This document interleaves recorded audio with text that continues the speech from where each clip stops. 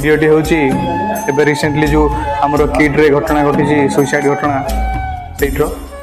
ତ ସେ ଭଉଣୀଟି ହେଉଛନ୍ତି ନେପାଳର, ଯିଏ ପ୍ରତିକା ଲାନ୍ସା। ଆଉ ଯେଉଁ ପୁଅକୁ ଭଲ ପାଉଥିଲେ ସିଏ ହେଉଛି ଲକ୍ଷ୍ନୌର, ଲକ୍ଷ୍ନୌ ୟୁପିର। ତା ନାଁ ହେଉଛି ଆଦ୍ରିକ ଶ୍ରୀବାସ୍ତବ।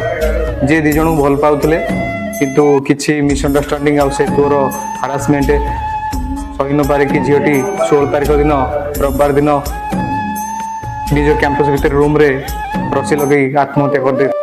पुलिस ताको वर्तमान अरेस्ट करछि आउ से वर्तमान ए जेल रे कस्टडी रखले। तो मु से भाई भौणी मान को रिक्वेस्ट करछि जो भाई माने रिलेशनशिप रे लव करछन्ती, प्रेम करिया भूल नुह, किंतु भूल लोक को प्रेम करबा होछि भूल। तो आपन को मतामत कोन आपन निजे कहंतु। प्रेम करिया पूर्व भावी नियंतु आपन ठीक लोक को प्रेम करछन। तो आत्मा पाई मु प्रभु श्री जगन्नाथ निकट रे भिक्षा प्रार्थना करछि सद्गति पाई। जय जगन्नाथ।